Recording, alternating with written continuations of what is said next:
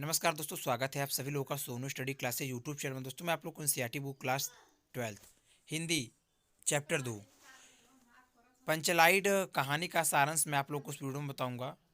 पंचलाइड forester नाथ रेडू। प्रश्न number 1, पंचलाइड कहानी का सारांश अपने शब्दों में लिखिए। उत्तर, पंचलाइड रेडू जी की अचलिक कहानी है। कहानी में बिहार के एक पिछड़े गांव के परिवेश का सुंदर चित्रण प्रस्तुत किया गया है। महतो टोली में अशिक्षित लोग हैं। उन्होंने रामनवमी की मेले से पेट्रोमैक्स खरीदा, जिसे वे पंचलाइट कहते हैं। पंचलाइट को यह सीधे साधे लोग सम्मान की चीज़ समझते हैं। पंचलाइट को देखने के लिए टोली के सभी बालक, औरतें और मर्द इकट्ठे हो जाते हैं। सरदार अपनी पत्नी को आदेश देता है कि शुभ कार्य करने से पहले वह पूजा पाठ का प्रबंध कर ले। सभी उत्साहित है, परंतु समस्या उठती है कि पंचलाइट जलाएगा कौन। सीधे साधे लोग पेट्रोमैक्स को जलाना भी नहीं जानते। इस टोली में गोधन नाम का एक युवक है। वह गांव की मुनरी नामक एक युवती से प्रेम करता है।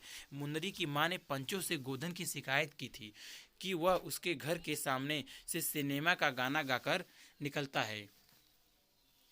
इस कारण पंचों ने उसे जाति से निकाल रखा है। मुनरी को पता है कि गोधन पंचलाइट जला सकता है। वह चतुराई से यह बात पंचों तक पहुंचा देती है। पंच गोधन को पुनः जाति में ले लेते हैं। वह पंचलाइट को जला देता है। मुनरी की मां गुलरी काकी प्रसन्न होकर गोधन को शाम के भोजन का निमंत्रण देती है। पंच भी अति उत्साहित होकर गोधन को कह देते हैं कि तुम्हारा 7 खून माफ, तुम गाओ सलीमा का गाना।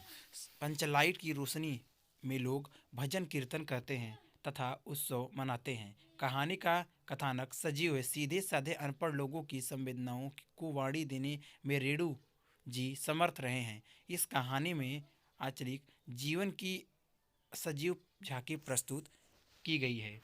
प्रश्न नंबर 2, कथा वस्तु के आधार पर पंचलाइट कहानी की समीक्षा कीजिए या पंचलाइट का कथानक लिखिए तथा उनके उद्देश्य पर प्रकाश डालिए। पंचलाइट कहानी के उद्देश्य को स्पष्ट कीजिए या पंचलाइट कहानी के कथानक की विवेचना कीजिए या कहानी कला के आधार पर पंचलाइट कहानी के कथानक पर प्रकाश डालिए। फणीश्वर नाथ रेणु जी हिंदी जगत के सुप्रसिद्ध आंचलिक कथाकार हैं। अनेक जन आंदोलनों से वे निकट से जुड़े रहे। इस कारण ग्रामीण अंचलों में उनका निकट का परिचय है। उन्होंने अपने पात्रों की कल्पना किसी काफ़ी साउथ में बैठकर काफ़ी हाउस में बैठकर नहीं कि अपितु वह स्वयं अपने पात्रों के बीच रहे हैं। बिहार के आंचलों के सजीव चित्र इनकी कथाओं के अलंकार हैं। पंचलाइट भी बिहार के आंचलिक परिवेश की कहानी है। कहानी कला की दृष्टि से इस कहानी की समीक्षा विशेषताएं निम्नवत हैं। शीर्षक, कहानी का शीर्षक पंचलाइट एक सार्थक और कलात्मक शीर्षक है। यह शीर्षक संक्षिप्त और उत्सुकतापूर्ण है। शीर्षक को पढ़कर ही पाठक कहानी को पढ़ने के लिए उत्सुक हो जाता है। पंचलाइट का अर्थ है पेट्रोमैक्स अर्थात गैस की लालटेन। शीर्षक कथा का केंद्र बिंदु है। नंबर 2, कथानक महतो टोली के सरपंच पेट्रोमैक्स खरीद लाए हैं, परंतु इसे जलाने की कोशिश विधि वहाँ कोई नहीं जानता। दूसरे टोलों वाले इस बात का मजाक बनाते हैं। महतो टोलों का एक व्यक्ति पंचलाइट जलाना जानता है, वह है गोधन, किंतु वह जाति से बहिष्कृत है। वह मुनरी नाम की लड़की का प्रेमी है। उसकी और प्रेम की दृष्टि रखने के कारण ही पंच उसे बिरादरी से बहिष्कार कृत कर देते हैं। मुनरी इस बात की पर चर्चा करती है कि गोधन पंचलाइट जलाना जानता है। इस समय जाति की प्रतिष्ठा का प्रश्न है, अतः गोधन को पंचायत में बुलाया जाता है। वह पंचलाइट को स्पिरिट के अभाव में गरी के तेल से ही जला देता है। अब वो न केवल गोधन पर लगे सारे प्रतिबंध हट जाते हैं, वरन उसे मनोनुकूल आचरण की भी छूट मिल जाती है। पंचलाइट की रोशनी में गांव में उत्सव मनाया जाता है। प्रस्तुत कहानी में कहानीकार ने यह सिद्ध करने का प्रयास किया है कि आवश्यकता किसी भी बुराई को अनदेखा कर देती है। कथानक संक्षिप्त, रोचक, सरल, मनोवैज्ञानिक, आंचलिक और यथार्थवादी है। कौतूहल और गतिशीलता के अलावा इसमें मुनरी तथा गोधन का प्रेम प्रसंग बड़े स्वाभाविक ढंग से प्रस्तुत किया गया है। क्वेश्चन नंबर 3, उद्देश्य। इस कहानी के द्वारा रेणु जी ने प्रत्यक्ष रूप से ग्राम सुधार की कोशिश की है। उन्होंने ग्रामीण अंचल और वास्तविक चित्र खींचा है। गोधन के द्वारा पेट्रोमैक्स जलाने पर उनकी सभी गलतियां माफ कर दी जाती हैं तथा उसे मनोनुकूल आचरण की छूट भी मिल जाती है, जिससे स्पष्ट होता है कि आवश्यकता बड़े से बड़े रूढ़िगत संस्कार और परंपराओं को व्यर्थ साबित कर देती है। इस प्रकार पंचलाइट जलाने की समस्या और उसके समाधान के मध्य से कहानीकार फणीश्वरनाथ रेणु जी ने ग्रामीण मनोविज्ञान का सजीव चित्र उपस्थित कर दिया है। ग्रामवासी जाति के आधार पर किस प्रकार टोलियों में विभक्त हो जाते हैं और आपस में ईर्ष्यादेश युक्त भाव से भरे रहते हैं, इसका बड़ा ही सजीव चित्रण इस कहानी में हुआ है। रेणु जी ने यह भी दर्शाया है कि भौतिक विकास के इस आधुनिक युग में भी भारतीय गांव और कुछ जातियां कितने अधिक पिछड़े हुए हैं। कहानी के माध्यम से रेणु जी ने प्रत्यक्ष अप्रत्यक्ष रूप से ग्राम सुधार की प्रेरणा भी दी है। प्रश्न नंबर 3, पंचलाइट कहानी के प्रमुख पात्र का चरित्रांकन कीजिए। उत्तर। पंचलाइट फणीश्वरनाथ रेणु की एक आंचलिक कहानी है। यह कहानी ग्रामीण जीवन पर आधारित है। इसमें ग्रामवासियों की मन स्थिति की वास्तविक झलक देखने को मिलती है। गोधन इस कहानी का एक मुख्य पात्र है जिसे समाज के लोग बहिष्कृत कर देते हैं। गोधन के चरित्र की निम्नलिखित विशेषताएं हैं। नंबर 1, योग्य युवक गोधन पंचलाइट कहानी का एक ऐसा पात्र है जो अशिक्षित होते हुए भी योग्य है।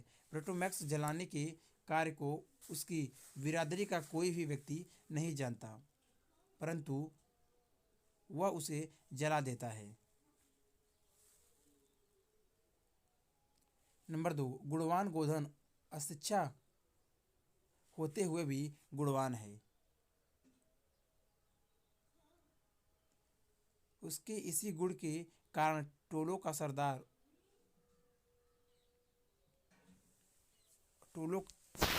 सरदार उसकी सभी गलतियों को माफ कर देता है तथा उसे फिर से अपने टोले में शामिल कर लेता है। नंबर 3, विवेकी गोधन अशिक्षित अवश्य है किंतु वह विवेकी है। पेट्रोमैक्स जलाने के लिए जब स्पिरिट उपलब्ध नहीं थी तो उसने गरी के तेल से ही पेट्रोमैक्स को जला दिया था।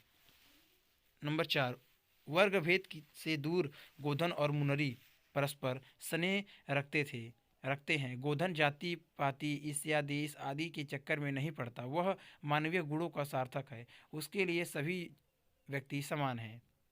नंबर 5, निडर गोधन ने निडरता का गुण भी है। वह गाने गाकर तथा आँख मटकाकर मुनरी के प्रति अपने प्रेम को प्रकट कर देता है। अतः कहा जा सकता है कि गोधन ग्रामीण परिवेश में पलने बढ़ने वाला उपयुक्त गुणों से युक्त एक आदर्श लड़का है।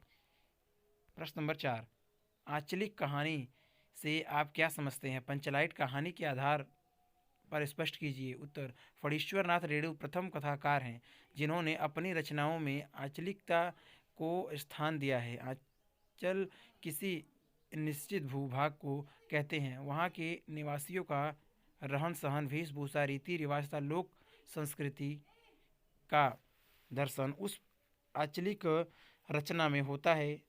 रेणु जी ने पूर्व यह शब्द केवल उपन्यासों में प्रयुक्त होता था। आंचलिकता के समावेश में इनकी कहानियाँ सजीव और मार्मिक होने के साथ साथ ग्रामीण अंचलों की संपूर्ण तस्वीर भी पाठ्य के समक्ष प्रस्तुत करती है। पंचलाइट कहानी बिहार के ग्रामीण वातावरण और पाठकों के समक्ष साकार करती है। डॉक्टर देवराज उपाध्याय के अनुसार किसी प्रदेश विशेष का यथार्थ और बिंबात्मक वर्णन ही आंचलिकता है। रेणु की पंचलाइट कहानी पूर्ण रूप से आंचलिक है। यह बिहार के ऐसे विशेष भाग से संबंधित है जो अभी अशिक्षित है, रूढ़िवादी और बौद्धिक चेतनाहीन।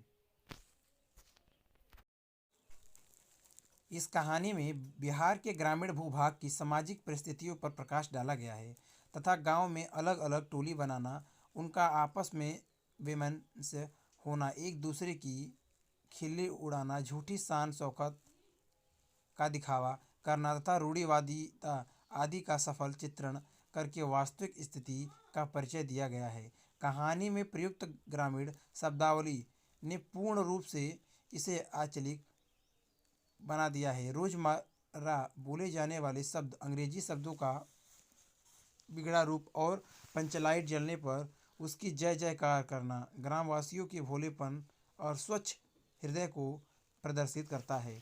अगर वीडियो अच्छी लगी तो वीडियो को लाइक करें, शेयर करें, कमेंट करें और नेक्स्ट वीडियो के लिए चैनल को सब्सक्राइब जरूर करें। Thank you for watching.